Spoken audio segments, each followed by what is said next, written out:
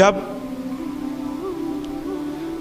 آقا کریم صلی اللہ علیہ وسلم پیدا ہوئے تو سیدہ آمنہ طیبہ طاہرہ فرماتی ہیں خرج منی نور، میں جب اپنے بیٹے کی ولادت کو دیکھتی ہوں تو مجھ سے نور نکلا، مجھ سے نور نکلا۔ جبکہ حضرات آپ پیدا ہوئے، ہم پیدا ہوئے،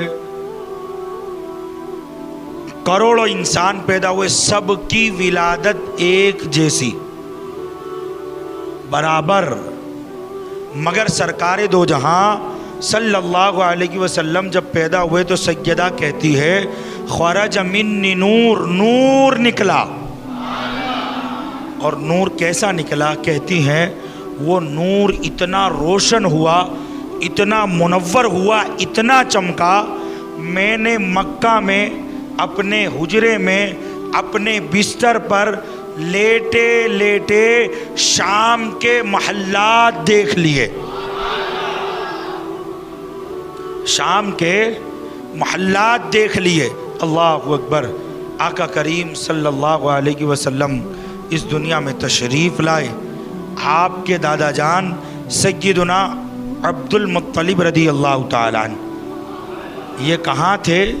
یہ رات کے آخری پہر میں مسجد حرام میں جا کر، کعبۃ اللہ شریف میں جا کر اللہ کی عبادت کیا کرتے تھے، اللہ کی بندگی کیا کرتے تھے۔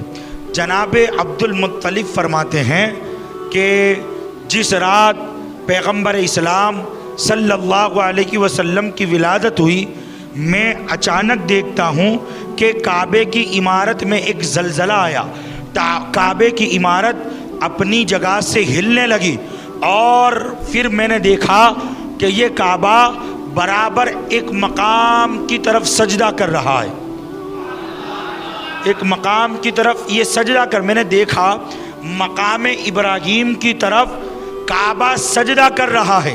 اللہ اکبر۔ حضرات محترم، جب کعبے نے سجدہ کیا مقام ابراہیم کی طرف تو آپ یہ سن لے مقام ابراہیم کی سیدھ میں آقا کریم صلی اللہ علیہ وسلم کا گھر موجود تھا، جس گھر میں حضور کی ولادت ہو رہی تھی، وہ بالکل مقام ابراہیم کی سیدھ میں ہے۔ لہذا پتہ چلا کعبہ مقام ابراہیم کو نہیں بلکہ اللہ کے نبی کو سجدہ کر رہا تھا۔ اللہ اکبر۔ کعبے نے سجدہ کیا اور 360 بت کعبے میں تھے۔ کہاں تھے؟ کعبے میں تھے۔ آج بھی میلاد منانے کی دلیل میں بہت سے لوگ یہ دلیل دیتے ہیں مکے میں ہوتا ہے، مدینے میں ہوتا ہے، تو ہم نے کہا اگر اسی کو دلیل بنا لیا جائے کہ مکے میں جو ہو وہ صحیح، مدینے میں جو ہو وہ صحیح، تو ایک زمانے میں مکے میں کعبے کے اندر بت رکھے جاتے تھے، تو کیا آپ یہ کہو گے کہ کعبے میں بت رکھے جاتے تھے تو اب بت پورتی، بت پوجا، بت مورتی اور اس کو پوجنا یہ سب صحیح ہو گیا؟ اگر یہی عقیدہ بنا لیا جائے، یہی نظریہ بنا لیا جائے مکے میں جو ہوگا وہی صحیح ہے، تو مکے میں ایک زمانے میں ہزاروں سال تک بت کی پوجا ہوتی تھی، تو بتاؤ یہ صحیح ہے یا غلط ہے؟ بولو غلط ہے۔ کیا ہے؟ غلط ہے۔ تو دلیل یہ نہیں دیکھی جائے گی مکے میں ہوتا ہے کہ نہیں، احمد آباد میں ہوتا ہے کہ نہیں، بمبئی میں ہوتا ہے کہ نہیں، فلاں جگہ ہوتا ہے کہ نہیں، یہ دیکھا جائے گا یہ کام شریعت کے خلاف تو نہیں ہے، اس کے کرنے سے شریعت کی مخالفت تو نہیں ہوتی، یہ دیکھا جائے گا۔ خیر، ہم عرض کر رہے تھے کہ جناب عبد المطلب نے کعبے کو سجدہ کرتے دیکھا تو بے ساختہ زبان سے بول پڑے اے کعبہ یہ سجدہ کس کو ہو رہا ہے؟ تو کعبے سے جواب آیا آج مجھے بتوں سے پاک کرنے والا رسول آ رہا ہے۔ یہ سب کچھ اس کے میلاد کی خوشی میں ہو رہا ہے۔ تو کعبے نے بھی میلاد منایا سجدہ کر کے، کیونکہ ہمارے سرکار کعبے کا کعبہ ہے۔ بتاؤں کیا نعمتیں ملی ہے مکین خضرا تیری گلی میں، سکون بخشا تیری گلی نے، سرور پایا تیری گلی میں، نگاہ کو روشنی ملی ہے تو دل کو تابندگی ملی ہے، سروں کا کعبہ حرم میں دیکھا، دلوں کا کعبہ تیری گلی میں۔ اللہ اکبر۔ حضرت محترم اور اعلیٰ حضرت فرماتے ہیں حاجیو آؤ شہنشاہ کا روزہ دیکھو۔ امام عشق و محبت کیا فرماتے ہیں؟ حاجیوں آؤ شہنشاہ کا روزہ دیکھو، کعبہ تو دیکھ چکے کعبے کا کعبہ دیکھو۔ اللہ اکبر۔ تو مصطفیٰ کی ذات کعبے کا کعبہ ہے، مصطفیٰ کی ذات کعبے کا کعبہ ہے۔ اللہ اکبر۔ حضرات محترم، کعبے سے جناب عبد المطلب نے بات کی، اس کے بعد بڑے بڑے بت جو 360 تھے نا، سب منہ کے بل گرے پڑے ہیں، سب منہ کے بل گرے ہوئے ہیں۔ سب سے بڑا بت جو تھا اس کا نام آتا ہے حبل۔ عبد المطلب نے کہا اے حبل منہ کے بل گر پڑے، منہ کے بل گر پڑے۔ تو حضور کے میلاد کے وقت کعبے کے بت بھی بول پڑے، تمام نبیوں کا سلطان آ رہا ہے، اللہ کا محبوب آ رہا ہے، تاجدار انبیاء آ رہا ہے، اس کی ہیبت کی وجہ سے منہ کے بل ہم گر پڑے ہیں، منہ کے بل ہم گر پڑے ہیں۔ اللہ اکبر۔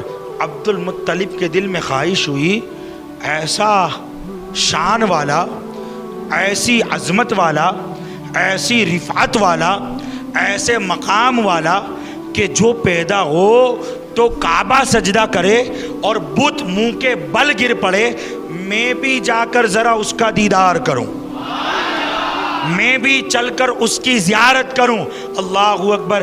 اسی نیت کے ساتھ جناب عبد المطلب رضی اللہ تعالی عنہ جب چلے، چلتے چلتے جب صفا مروہ کے درمیان سے نکلے تو کیا دیکھا؟ صفا پہاڑی پر چند فرشتے ہیں جو حضور کا میلاد پڑھ رہے ہیں اور کہتے اے سردار مکہ عبد المطلب مبارک ہو۔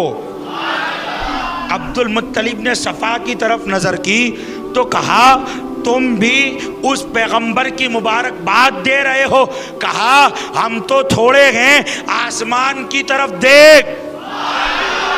جب آسمان کی طرف دیکھا تو پورا آسمان اللہ کے ملائکہ سے بھرا ہوا تھا، پورا آسمان فرشتوں سے بھرا ہوا تھا۔ اللہ اکبر۔ جناب عبد المطلب جلدی جلدی چلے اور جب اپنے گھر پہنچے نا تو ایک فرشتہ ہاتھ میں تلوار لیے گھر پر پہرا دے رہا تھا۔ عبد المطلب کہتے ہیں تم کون ہو؟ تو کہا آپ کون ہیں؟ تو کہا میں امام الانبیاء کا دادا جان ہوں، اس گھر کا مالک ہوں، آپ مجھ سے پوچھتے ہو میں کون ہوں؟ تو کہا میں تو اللہ کی طرف سے پہرا دے رہا تھا تاکہ کوئی اندر داخل نہ ہو جائے، کوئی اندر داخل نہ ہو جائے۔ اللہ اکبر۔ اس نے ادب سے کہا آپ تشریف لے جائیں۔ حضرت عبد المطلب کا بیان ہے جب میں گھر میں پہنچا، جس گھر میں سرکار کا میلاد ہوا تھا پورا گھر حضور کے چہرے سے روشن و منور تھا، پورا گھر۔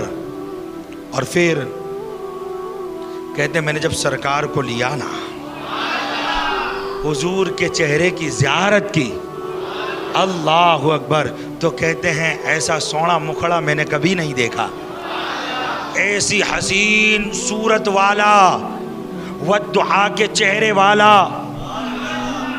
والدعا کی عظمت و شان رکھنے والا، ایسا عظیم چہرہ رکھنے والا، کہتے ہیں میں نے پھر کبھی نہیں دیکھا۔ عبد المطلب 100 جانوں سے قربان ہو گئے، 100 جانوں سے قربان ہو گئے، اور پھر حضرت آمنہ کے سپرد کیا، گھر کے باہر آئے اور اعلان کیا، اے میرے غلاموں، مکے کی گلی گلی میں اعلان کر دو 3 دن تک کوئی بھی اپنے گھر میں کھانا نہیں بنائے گا۔ 3 دن تک پورا مکہ سردار قریش عبد المطلب کا مہمان ہے، 3 دن تک سب ہمارے یہاں ہی کھانا کھائیں گے، ہمارے یہاں ہی کھانا کھائیں گے۔ اب اونٹ، بیل، بکرے ذبح ہونا شروع ہو گئے، اور پورے مکہ والوں نے 3 دن تک کھانا کھایا۔ حضور کے میلاد کا 3 دن تک کھانا کھایا۔